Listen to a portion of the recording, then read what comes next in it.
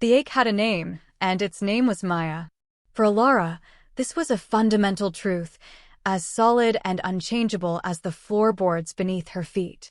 For 3 years, 2 months and 11 days, the ache had lived in her ribs, a quiet tenant that never failed to pay its rent in sleepless nights and silent, one-sided conversations. It was there now, a dull throb behind her sternum, as she listened to Maya recount the spectacular failure of her latest date. He just chewed so loudly, you know? Maya was pacing the length of their shared living room, her movements a whirlwind of frustrated energy that stirred the air and sent the scent of her vanilla and sandalwood perfume swirling around Alara's head, like a cement mixer full of wet gravel. And he kept calling the waiter buddy, not once, not twice, but every single time. "Hey, buddy, can we get some more bread?" "Thanks, buddy." Alara offered a sympathetic hum, keeping her eyes fixed on the sketchbook in her lap. The pencil felt heavy in her hand. She was supposed to be working, sketching concepts for a children's book about a lonely badger, but the badger on the page looked less lonely and more utterly despondent, mirroring the hollow feeling in her own chest. Every word from Maya's lips was a fresh turn of a knife she had long grown accustomed to. It was the unique agony of being the trusted confidant, the keeper of secrets, the safe harbor for a ship you desperately wished would dock permanently. "It's not just him," Maya continued, finally collapsing onto the opposite end of the worn velvet sofa. She kicked off her heels and drew her knees to her chest, her vibrant dress pooling around her. The evening light from the window caught the gold flecks in her brown eyes, making them glitter with an exasperated fire. "It's all of them. James, Mark, that guy who thought owning a startup was a personality trait, they're all just placeholders. It feels like I'm playing a part in a play I never auditioned for, and I don't even like the script." Alara's heart did a painful little flip. "Tell her," a reckless voice in her mind whispered. "Tell her the script is wrong because she's in the wrong play entirely." But fear, cold and heavy, was a permanent gag. The friendship they had was a delicate, sun-drenched ecosystem. It was her everything. The risk of shattering it for a love she was almost certain was unrequited was a chasm she couldn't bring herself to cross. So she remained the supportive friend, the ghost at her own feast. "Maybe you're just putting too much pressure on it," she said, her voice sounding thin and distant to her own ears. It was the same advice she always gave. The same useless, hollow comfort. Maya sighed, a long, drawn-out sound of pure defeat. She rested her chin on her knees, her gaze unfocused, lost somewhere in the dust motes dancing in the fading light. "Maybe," she murmured, though her tone was unconvinced. "It just feels like there's supposed to be something more. A spark. Not just ticking boxes. You know? The kind of connection where you don't have to talk, you just know." Alara knew. Oh, she knew with every fiber of her being. She felt it every time Maya's shoulder brushed against hers, every time they fell into a comfortable silence that felt more intimate than any conversation, every time Maya laughed and the sound seemed to physically rewire the atoms in the room. She risked a glance up from her sketchbook. Maya was watching her, her expression uncharacteristically vulnerable, stripped of its usual charismatic armor. It made Alara's breath catch. "I feel like I'm doing something fundamentally wrong," Maya whispered, the words barely disturbing the quiet air between them. "Like I'm missing a crucial piece of the instruction manual for being a person." The silence that followed was heavy with unspoken things. It stretched and thrummed, and for a terrifying, hopeful second, Alara thought the world was about to tilt on its axis. But then Maya blinked, and the moment was gone. She shook her head as if to clear it, a self-deprecating smile touching her lips. "Sorry. I'm being dramatic," she said, her voice returning to its normal, brighter cadence. "It was just a really, really bad date." Alara simply nodded, the words she wanted to say trapped in her throat. The lonely badger on her page stared back at her, a silent compatriot in a world of quiet suffering. The ache in her chest settled back into its familiar rhythm, a dull and constant heartbeat beneath her own. The idea, when it came, was born of late-night takeout and Maya's profound frustration. It was a week later. The memory of the loud chewing James had faded, only to be replaced by a new dating disaster involving a man who had unironically quoted a stock market podcast as his life philosophy. Maya was slumped over the kitchen island, poking at a container of cold noodles. "I'm hopeless," she declared to the room at large. "I'm going to die alone, surrounded by artisanal cheeses I bought for dates that never led to a second one." Elara, who was sketching at the far end of the island, couldn't help a small smile. "I think you're being a little fatalistic." "Am I?" Maya straightened up, a strange, new light dawning in her eyes. It was a look Elara knew well. It was Maya's "I have a brilliant, and probably terrible idea" look. It usually preceded a spontaneous weekend trip or a disastrous attempt at baking. "Maybe my whole approach is wrong. I go in there, I try to be this charming, witty person, but it's a performance. I don't know how to just be me. On a date." "You're you with me," Elara offered softly, her stomach clenching. "Exactly." Maya's hand slapped the granite countertop, making Elara jump. "That's it. Elara, you're a genius." Elara was quite sure she had said nothing of the sort. "I am. Yes, I'm comfortable with you. I don't have to perform. With you, it's easy." Maya's eyes were now gleaming with an intensity that set off alarm bells in Elara's chest. "So you have to help me." "Help you how?" "I can't exactly vet your dates for you." No. "Better." Maya leaned forward, her voice dropping to a conspiratorial whisper, her scent of vanilla and sandalwood washing over Elara in a dizzying wave. "I want you to help me practice." Elara's mind went blank. The pencil stilled in her fingers. "Practice," she echoed, the word tasting like sand.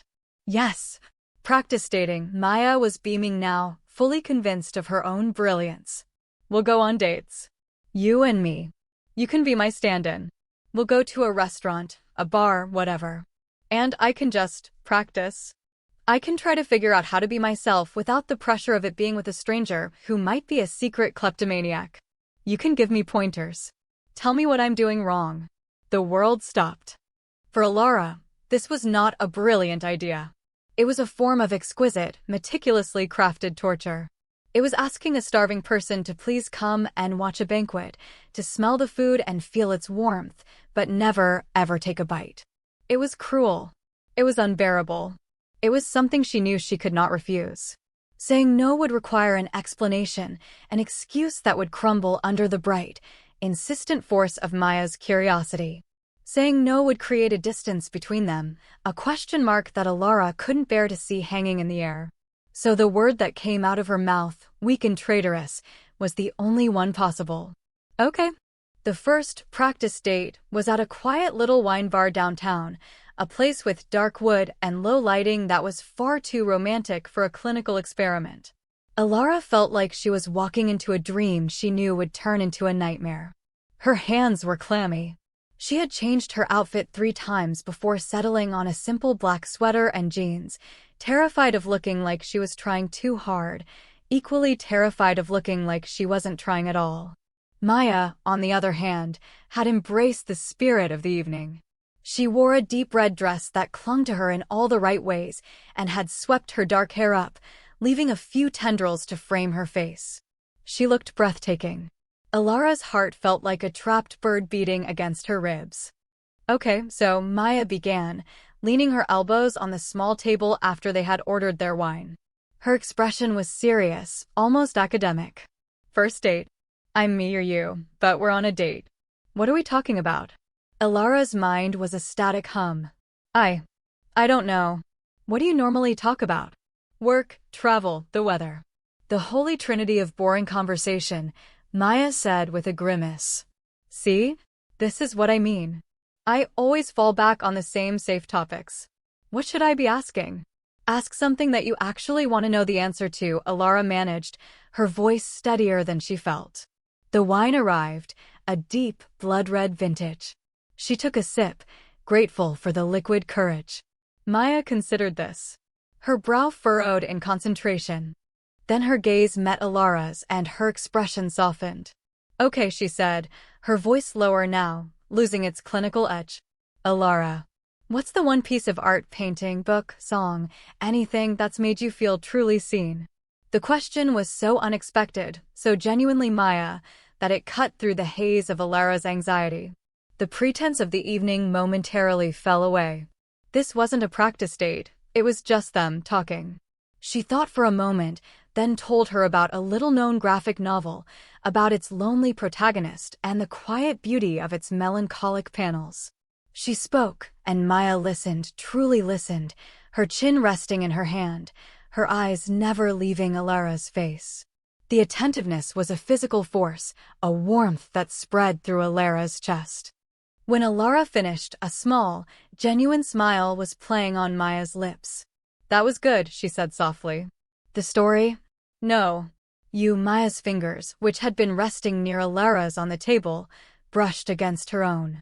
The contact was brief, accidental, but it sent a jolt of pure electricity up Alara's arm. "You just opened up. It was real. Is this what it's supposed to feel like?" Alara's throat was too tight to speak. She just nodded.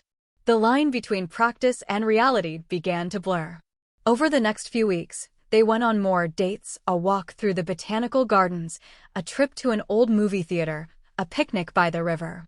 With each one, the initial artifice crumbled faster. The conversations deepened, veering away from dating strategy and into the territory of fears, dreams, and the quiet, secret architecture of their inner lives. And the touching. The touching was what was undoing Alara, piece by agonizing piece. It was always initiated by Maya, under the guise of the experiment. "Would it be weird if I held your hand right now?" she asked during their walk in the gardens, her voice hesitant. Before Alara could answer, Maya's fingers had slipped between hers, her palm warm and soft. The fit was perfect.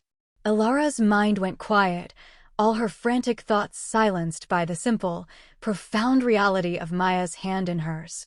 She held on, her heart hammering out a rhythm of pure, terrified joy.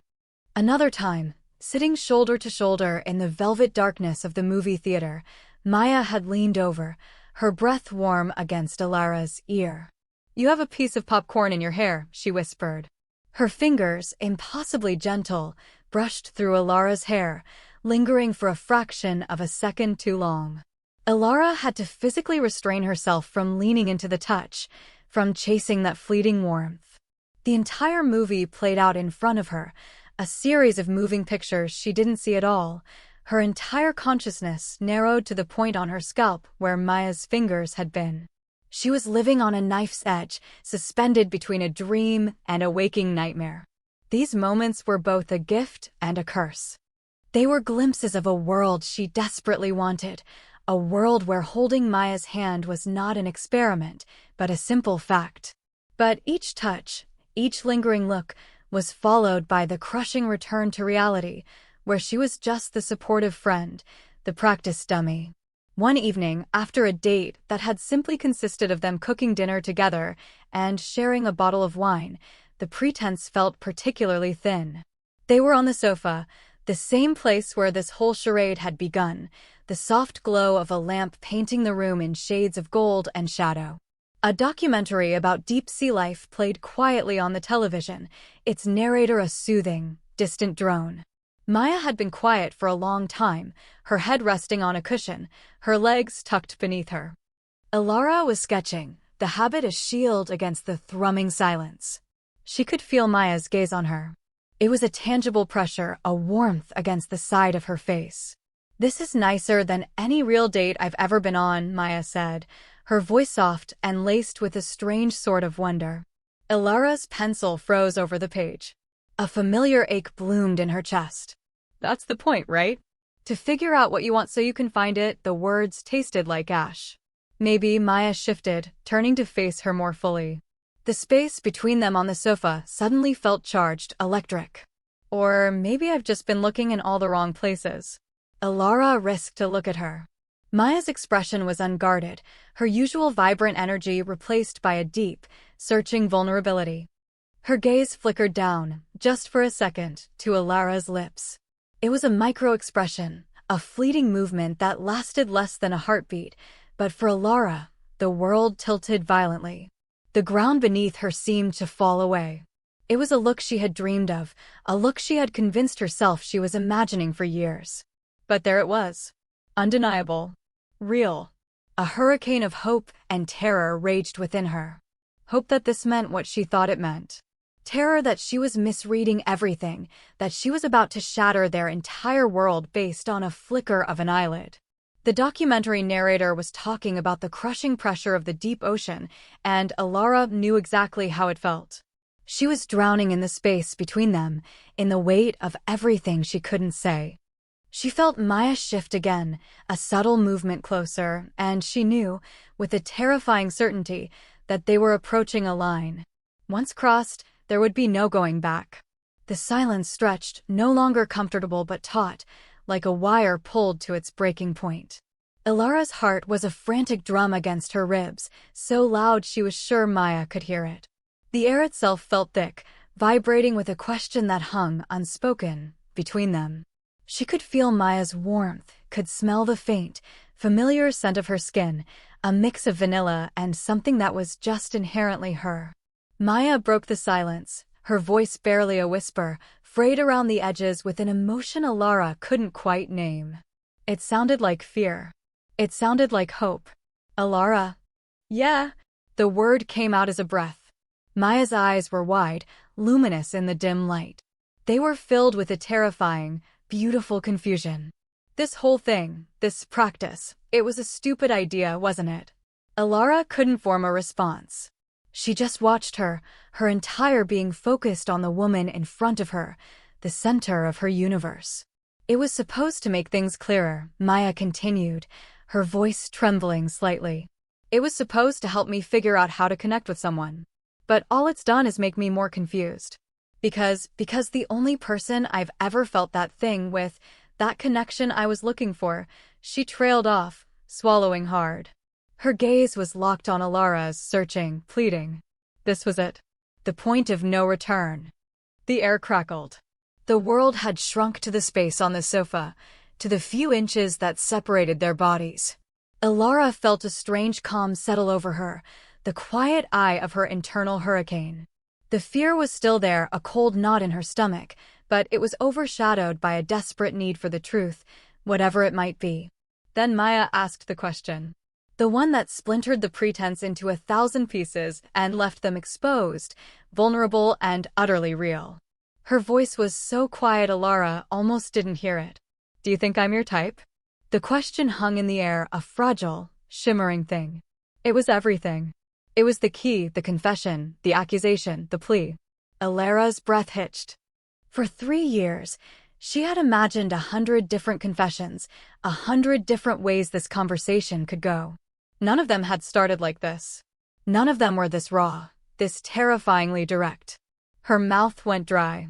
All the witty retorts, all the gentle deflections she had armed herself with for years, they all evaporated. There was only the truth, heavy and solid in her throat. Before she could force it out, Maya spoke again, a rushed, panicked torrent of words, as if she was terrified of the silence her own question had created. I'm sorry that's not fair. I don't know what I'm asking. With you, it's different. It's always been different. I'd come home from these awful dates with these men who were supposed to be my type, who ticked all the boxes on some stupid list I made in my head, and all I could think about was getting home so I could tell you about it. The best part of every date was complaining about it to you afterward. She took a shaky breath, her hands twisting in her lap. And then we started doing this, and I realized. I wasn't practicing for them. I was just finding an excuse to do this. To be with you like this. To hold your hand. To sit this close to you. Her eyes were shining with unshed tears. I think I might not be as straight as I thought I was, Ilara. And it's terrifying. And all I know is that when I think about what I want, what I really, really want, it just looks like you. The confession settled over Ilara, not with a crash, but with a profound, earth-shattering quiet. The ache in her chest, the constant companion of 3 years, didn't just disappear, it transformed. It bloomed from a point of pain into a wave of impossible warmth, a tidal wave of relief so immense it threatened to pull her under. Tears welled in her own eyes, hot and sudden. The truth she had held captive for so long finally broke free. My type, she whispered, her voice thick with emotion. She finally met Maya's terrified, hopeful gaze. Maya, there was never anyone else. It was always you. For years. I'm so in love with you that I feel like I might fall apart. The silence that followed was different. It wasn't tense or heavy. It was reverent. It was the stillness after a storm, the quiet awe of a world made new. Maya's lips parted slightly, a soft, wondrous "oh" escaping. The last of her doubts seemed to melt away, replaced by a certainty that mirrored Alara's own. The space between them was no longer a chasm of fear, but a magnetic field, pulling them inexorably closer. It was Maya who moved first, her hand coming up to gently cup Alara's cheek. Her thumb traced the line of Alara's jaw, and the touch was not an experiment. It was a question. It was reverence. "Can I?" Maya whispered, her voice a fragile thread. Her gaze dropped to Alara's mouth, and this time, it stayed there. Alara didn't trust herself to speak. She just leaned in, closing the final, impossible distance between them. The first touch of their lips was impossibly soft. It was a question and an answer, a hesitation and a homecoming all at once. It was just a gentle pressure, a moment of stillness where the entire universe seemed to hold its breath. It tasted of salt from their tears and the wine they had shared and something else, something that was just them. Then a shudder went through Maya, and the kiss deepened. It was no longer tentative. It was a floodgate opening, years of unspoken feelings, of misunderstood longing, pouring out in a sudden, urgent rush. Maya's other hand came up to tangle in Alara's hair, pulling her closer, and Alara's arms wrapped around Maya's waist, holding on as if she were the only solid thing in a world that had been spun off its axis. It was a kiss of relief, of discovery, of 1,000 late-night conversations and 1,000,000 secret glances. It was the end of the ache and the beginning of everything else. It wasn't a practice. It was the most real thing Alara had ever felt in her entire life. When they finally broke apart, they were both breathless, their foreheads resting against each other. The lamp cast a halo of light around them. The documentary had been long forgotten. "Oh," Maya breathed out, her eyes still closed. "Wow." "Yeah," Alara whispered, her own voice shaky. "Wow." Maya opened her eyes, and the confusion was gone. In its place was a look of such profound clarity and tenderness that it made Alara's heart ache in a new and beautiful way. "I'm so scared," Maya confessed, her voice barely audible. Alara tightened her arms around her, a fierce, protective surge flowing through her. "Me too," she admitted. "I'm terrified." They stayed like that for a long moment, wrapped in the quiet intimacy of their new reality, the fear a shared and manageable thing between them. It wasn't a fear of each other, but a fear of the magnitude of what they had just unlocked. All this time, Maya murmured, pulling back just enough to look at Alara properly. "I was measuring every relationship against what I had with you. I was trying to find this feeling," she gestured between them with them. "I kept telling myself something was wrong with me because I couldn't feel it. I never once thought that maybe the feeling I was looking for was right here the whole time." The irony was so sharp it was almost painful. Alara had been her confidant, the person she lamented her failed quests to, all while being the treasure she was unknowingly seeking. "They all came up short," Alara said, echoing a thought she'd had 100 times. Maya nodded, a slow, dawning realization on her face. "They all came up so short." It was never even a competition. She let out a shaky laugh, a sound of pure, unadulterated relief. "So, what do we do now?" The question was huge, encompassing everything: the past, the future, the fragile, brand-new present. But looking into Maya's eyes, Alara found the answer was surprisingly simple. "We figure it out," she said, her voice soft but sure. "Together. We just take it one day at a time." Maya's smile was the most beautiful thing Alara had ever seen. "Okay," she whispered.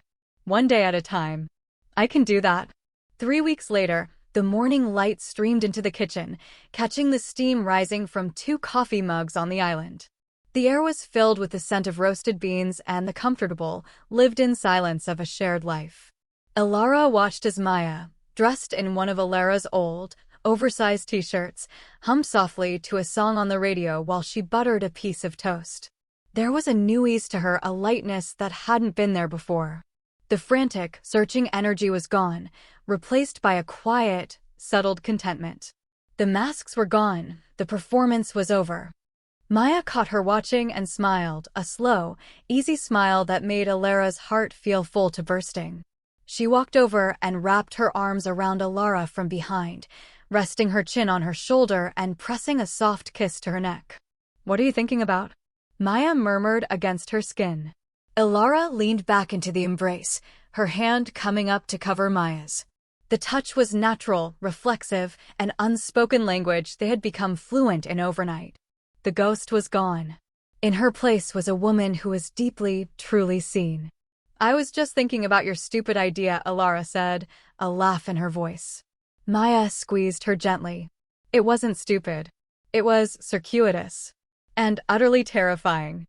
But it got me here," she paused, her voice becoming more serious, more tender. "It got me to you." In that quiet kitchen, wrapped in the warmth of the morning sun and Maya's arms, Alara understood. She understood that sometimes the most convoluted paths led to the simplest truths, and that the most frightening questions could lead to the only answers that had ever truly mattered. She turned in Maya's arms, her hands coming up to frame that beloved face. "Then it was the best idea you've ever had," she whispered, before closing the small distance between them.